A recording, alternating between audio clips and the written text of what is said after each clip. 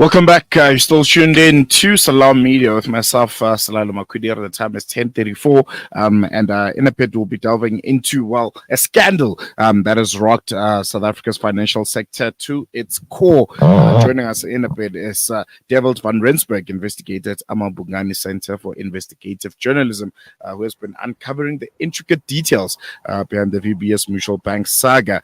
This scandal implicates former National Treasury Director-General Dondo Mogajane in allegations of bribery involving an NPO that has been connected to the daughters of a government minister. And I think there's so much that can be unpacked with this VBS Mutual Bank scandal. And right now, the focus is on the former National Treasury Director-General Dondo Mogajane. And to give us more insight on his involvement and some of the allegations against him is Devils van Rensburg, investigator at Amabungani.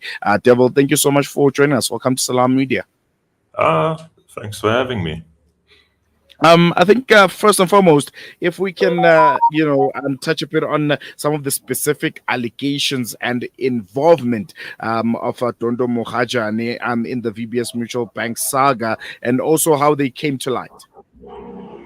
Okay, all right. So I think that the place to start really is about August 2017. National Treasury at that point basically told municipalities to stop giving money to VBS. And municipal money is what VBS ran off. That's where the money was stolen, by and large. So this was an existential threat. Now, the fact that VBS's boss, Supiwa Matotsi, soon after that seems to have had secret off-the-books meetings with Dondo Mogajane, the head of Treasury, is incredibly worrying. And to be clear, Mogajane does not deny these meetings. I mean, he denies that he was bribed, but he does not deny that he had meetings, private meetings, not officially, not at the office. So that already is incredibly inappropriate. VBS was at this point suing Treasury to halt this instruction to municipalities. So there is no legitimate reason for those meetings. So the further allegation is that at one of these meetings, basically a bribe was negotiated in a rather kind of suspicious way, whereby it was understood that R1 million had to be paid, and that would result in Treasury taking a more lenient stance towards VBS, giving it a breather, saying, okay, we won't enforce this rule, at least not yet. Now, obviously, Dondo does deny not the meeting, but the bribe. And the point is that the allegation by Matotsi is that the bribe was to be paid, the alleged bribe, not to Mogajane, but to a non-profit company called the Papelele Foundation. And now banking records we have access to shows that this foundation, in fact, was paid R1 million.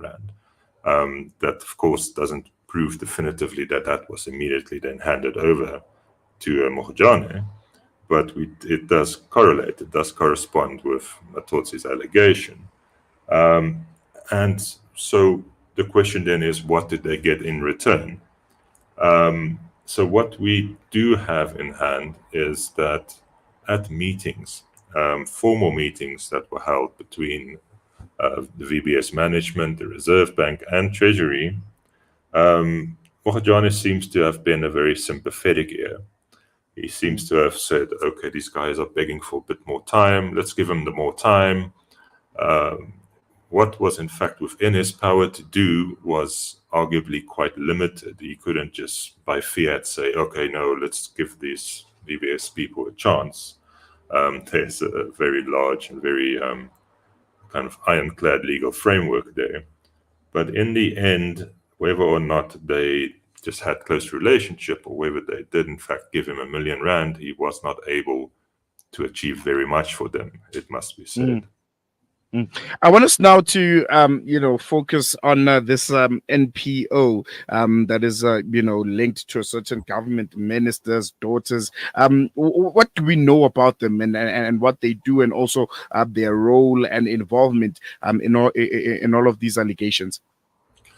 Okay, so this foundation has three directors, two of whom are the daughters of the former minister, deputy minister in the presidency, Mkhize. Um, these two, of course, only one of them picked up the phone to us and said she can't talk about it. But essentially, this foundation we know received money from VBS. That's incontrovertible. They also have not really told us what it was for. Perhaps understandably, they've kind of taken cover and are not talking.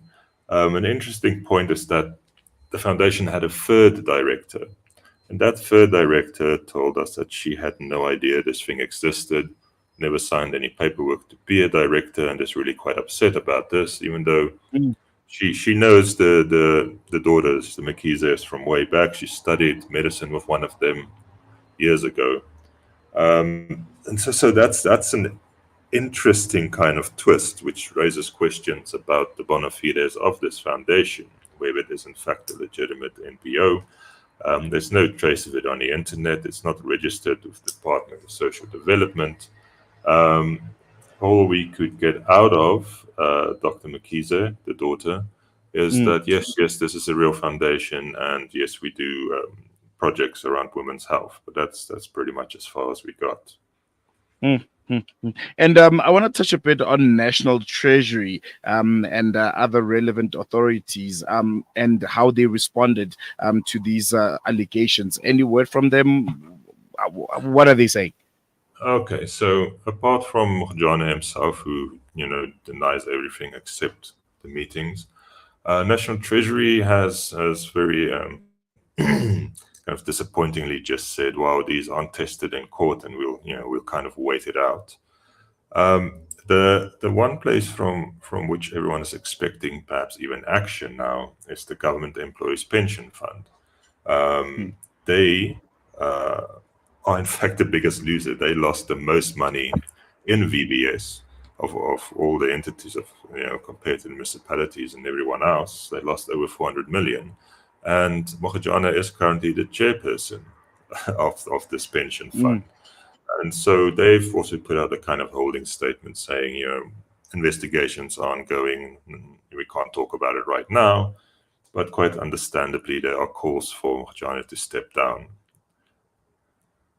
And I think one thing that came out yesterday that was very, very interesting is the fact that AfriForum saying they'll be laying criminal complaint against someone who's also implicated in this EFF leader Julius Malema to be investigated in connection with the allegations that he also benefited from money siphoned from VBS Mutual Bank. Let's talk about him and his role a bit, if we can touch on it. How involved was Julius Malema in all of this, and how strong do you think he's linked to the VBS Mutual Bank saga? And could we potentially see him be one of the people that have their day in court to respond to this?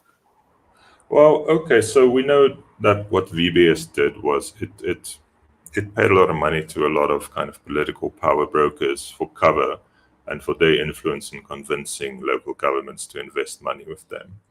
And VBS was based in the former Venda, Limpopo, where we know the EFF and Malema specifically holds some sway. But I think the point really has to be made that most of the money that was paid to politically exposed people was paid to ANC people, not EFF people.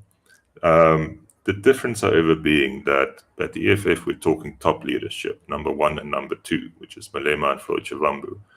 On the ANC side, we're talking kind of second-tier people, provincial leadership, people deployed at municipalities and so on.